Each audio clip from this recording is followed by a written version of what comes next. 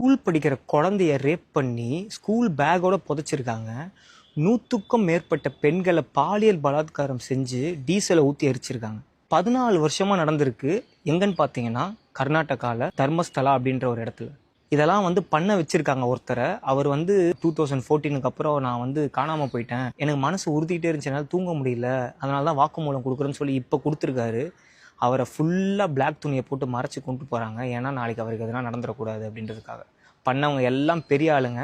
என்ன தான் நம்ம டெமோக்ராட்டிக் கண்ட்ரியில் இருக்குன்னு சொன்னாலும் இந்த மாதிரி பணம் பலம், அரசியல் பலம் இருக்கிறவங்க தப்பிச்சுக்கிட்டு தான் இருக்காங்க. இந்த நியூஸ் மறைய தான் போகுது, இன்னொரு நியூஸை உருவாக்க போகிறாங்க, நம்ம மறந்து போக தான் போகிறோம். இது தாங்க காலங்காலமாக நடந்துக்கிட்டு இருக்கு. இந்த வாக்குமூலம்லாம் கேட்டேங்க, அது எதனால அவங்க எரிச்சாங்க, எதனால அந்த நதி ஓரமாக புதைச்சாங்கன்னெலாம் அவங்க சொல்லும் போது இப்படிலாம் யோசிக்க முடியுமா ஒருத்தவங்களால? எவ்வளோ ஒரு மனுஷன் பிறவி கூட இருக்க முடியாதுங்க அவனுங்களால. அந்த மாதிரி ஒரு பிறவியால் மட்டும்தான் இந்த மாதிரி விஷயம்லாம் பண்ண முடியும். அந்த புகார் கொடுக்க போன அம்மா ஒருத்தவங்களை மிரட்டி இருக்காங்க. அவங்க அடித்ததுலேயே அவங்க 3 மாதம் கோமாக்கு போனதாக அவங்க புகார் கொடுத்துருக்காங்க. அதுவும் இப்போ தான் கொடுக்க முடிஞ்சது. எவ்வளோ ஒரு கேவலமான ஒரு விஷயத்த பண்ணிட்டு சுற்றிக்கிட்டு இருக்கானுங்க. ஆனால் அவனுங்கள எனக்கு கேவலமாக இருக்குது இந்த வீடியோ பண்ணுறதுக்கு. இதை ஒரு இன்ஃபர்மேஷனாக நான் உங்களுக்கெல்லாம் சொல்லணும்னு தோணுச்சு. ஏன்னா எனக்கே இது கர்நாடகாவில் நடந்ததுனால நிறைய பேருக்கு தெரியுமான்னு தெரில.